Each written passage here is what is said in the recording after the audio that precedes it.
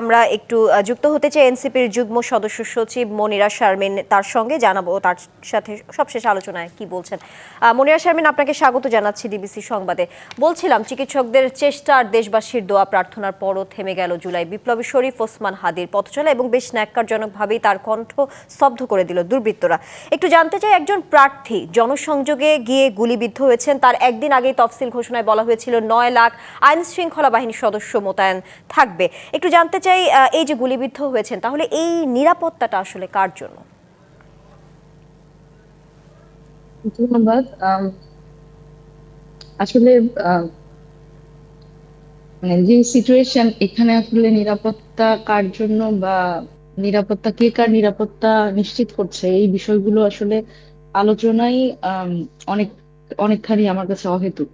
কারণ যেই পরিস্থিতি আহ মধ্যে দিয়ে আমরা যাচ্ছি, শরীফ ওসমান হাদি তিনি একজন স্বতন্ত্র প্রার্থী ছিলেন, এবং আম, তার আহ, মানে তাকে যেভাবে করে গুলিবিদ্ধ করা হলো, এবং এত এতটা সময় চলে গেল এবং সেই মানুষটাও আমাদের মধ্যে এখন নেই। এই বাস্তবতায় আমরা কথা বলছি। এবং আমরা যদি বলি যে তার পরিবার, আমি জানি না তার পরিবারের কি অবস্থা, তার একটা 10 মাসের বাচ্চা আছে। আম, আসলে এখন রাজনীতির থেকে আমার মনে হয় যে আমি আসলে ওই অবস্থাতেও আমরা নাই। যে আমরা তো দেখলাম আসলে যে আইন শৃঙ্খলা পরিস্থিতির কি অবস্থা, এটা তো আসলে চোখে আঙুল দিয়ে দেখানো হলো, এবং আমাদের নিরাপত্তা কোথায়। আমরা বিভিন্নভাবে এই ঘটনাগুলোর পরে, মানে হাদির ঘটনা, তারপরে আমরা আরেকজন আমাদের সহযোদ্ধাকে হারালাম। আহ আমি জানি না আসলে সেটা আসলে আমরা, মানে সে আত্মহত্যা করেছে কিনা, নারী সহযোদ্ধা।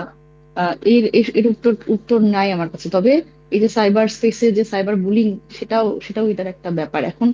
মানে ধরে ধরে আমাদের মনে হচ্ছে যে এই যে বিপ্লবী চেতনার যে মানুষগুলো, তাদের টার্গেট করা হচ্ছে। এবং এই এর জন্য আহ মানে অন্তর্বর্তীকালীন সরকার বলে তো একটা সরকার আছে, সেই তারা যদি আসলে, এবং তারা কিন্তু এই বারবার করে যখন লেজিটিমাইজের কথা আসে, লেজিটিমেশনের কথা আসে, তখন কিন্তু তারা বলে ছাত্ররা আমাদের বসিয়েছে। এই গণ অভ্যুত্থানের রিপ্রেজেন্টেশন যারা, তারা আমাদের সমর্থন দিয়েছে। মানে কথা যখন ওনারা বলেন, তখন এই লেজিটিমেসির খোঁজ করেন আমাদের কাছে। আমরা যারা জুলাই আন্দোলন করেছি, এই গণ অভ্যুত্থানে অংশ নিয়েছি, কিন্তু যখন আসলে দায়িত্ব পালনের কথা আসে, তখন তারা বলে এগুলো মৃত্যু খুব স্বাভাবিক, নির্বাচনের সময় এরকম মৃত্যু খুব স্বাভাবিক, এরকম 2-4টা মৃত্যু ঘটে। ইলেকশন কমিশনের পক্ষ থেকে আমাদের এই কথা শুনতে হয় আসলে। মানে এই কথাগুলো না আসলে আমাদের, মানে আহ, আমাদের এক্সিস্টেন্স নিয়ে আমরা আসলে নিজেরাই এখন মানে খুবই অদ্ভুত এক ধরনের সিচুয়েশনের মধ্যে দিয়ে যাচ্ছি, যে কালকে আসলে এখানে আমি গুলিবিদ্ধ হব কিনা, কালকে আমি থাকবো কিনা। এবং আমাদের যারা প্রার্থী, আমরা তো আসলে নির্বাচনী প্রচারণায় যাচ্ছি প্রতিনিয়ত। সুতরাং এই জায়গাতে আসলে এই প্রশ্নগুলোর উত্তর খুঁজতে গেলে আমাদের কাছে আসলে কোনো উত্তর নেই। এটি সারা বাংলাদেশের মানুষ দেখছে, তারাও এসব নিয়ে উদ্বিগ্ন।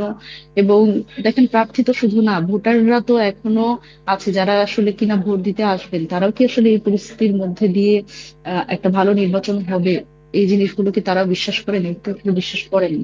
সুতরাং এই সরকারের আসলে, আমি জানি না, আমি সরকারের কাকে আমি কিছু বলার নাই। আমাদের নিরাপত্তা যদি তারা না দিতে পারে, তাহলে মানে আদতে এই সরকারের লেজিটিমেসি কি, সরকার কি চাচ্ছে, আমরা আসলে কিছুই বুঝতে পারি না। এবং যখন আওয়ামী লীগ প্রশ্নে আমাদের রাজনৈতিক দলগুলোর মধ্যেও আমরা আসলে, যখন আমরা আওয়ামী লীগ নিয়ে এবং জাতীয় পার্টি, ভারতীয় আগ্রাসন বিরোধী কথাবার্তা বিভিন্ন সময় বলবার চেষ্টা করেছি নতুন তরুণ দল হিসেবে, সেখানে দেখেছি পুরোনো রাজনৈতিক দল, তাদের তাদের পক্ষ থেকে জোরালো কোনো ভূমিকা আমরা পাইনি।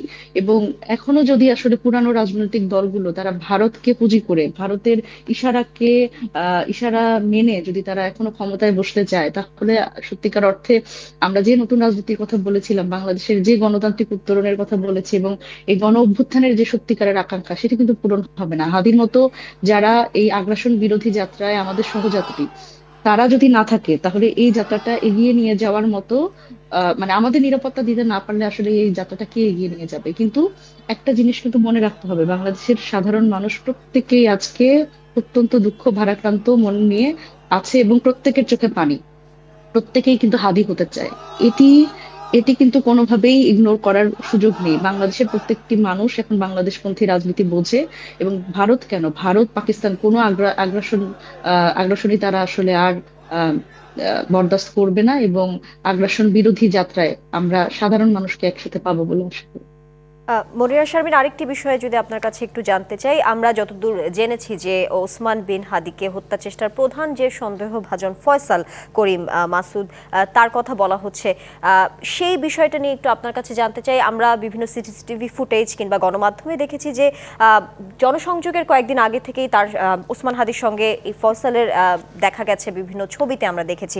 এই যে হাদির উদারতা কিংবা কোনো যাচাই বাছাই ছাড়া তার সঙ্গে সম্পৃক্ততা, এই বিষয়টি নিয়ে নানা মহল থেকে প্রশ্ন উঠছে। আপনি কি কোনো মন্তব্য করবেন কিনা? দেখেন, আমরা তো মানে আমি যদি বলি যে আমরা যারা তরুণরা রাজনীতি করতে এসেছি, আমাদের কলেবর মানে সাংগঠনিক কলেবর তো অনেক ছোট।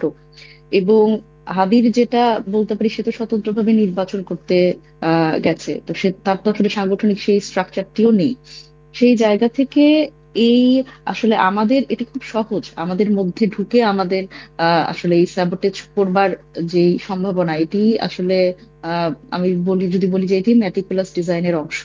যে এরা আসলে নতুন রাজনৈতিক দল এবং কারা এদের সাথে আসছে, এটা এরা তো নিজেরা এই ব্যাপারে সচেতন না। এটি খুব স্বাভাবিক, আমাদের সাথে আমরা তো সবার জন্যই আমাদের সাংগঠনিক জায়গাটা সবার জন্য ওপেন। যারা আসলে নতুন রাজনৈতিক বন্দোবস্ত বিশ্বাস করে বা নতুন রাজনীতির স্বপ্ন দেখে, তাদের সবার জন্যই আমাদের দরজা খোলা। সেই জায়গা থেকে আমরা আসলে এই যাচাই বাছাই বা স্ক্রুটিনিটা, এটি আমাদের তো একটা বড় ধরনের দুর্বলতার জায়গা অবশ্যই।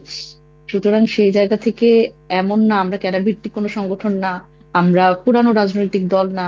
সুতরাং আমাদের সাধারণ মানুষই আমাদের লেজিটিমেসি, সাধারণ মানুষের মানে যদি আমাদের পক্ষে না দাঁড়ায়, তাহলে তো আসলে আমরা এগোতে পারবো না।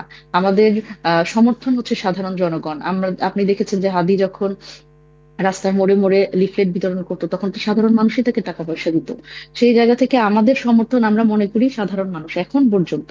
এখন এই জায়গা থেকে আসলে স্বাভাবিকভাবেই সেই জায়গায় আমরা আমাদের এক ধরনের বড় ধরনের একটা আহ অনিশ্চয়তা তৈরি হয়েছে আমাদের প্রাণের। কারণ যে কেউ এসে তো আসলে আমাদের এই আহ এই সরল বিশ্বাসের একটা সুযোগ নিতে পারে। তো এই জায়গাতে আমি যদি বলি, আমার ব্যক্তিগতভাবে আমার নিজেরও একই অবস্থা। আমি যখন কোনো প্রচারণায় যাই, তখন তো আমি সেই আশেপাশের মানুষজন যেই যেই আসে তাকেই তো আমি সঙ্গে নিয়ে যাই। সুতরাং এটা একটা বড় কনসার্নের বিষয়ও। মনিরা শারমিন, আপনাকে ধন্যবাদ আমাদের সঙ্গে ডিবিসি সংবাদে এসে সময় দেওয়ার জন্য।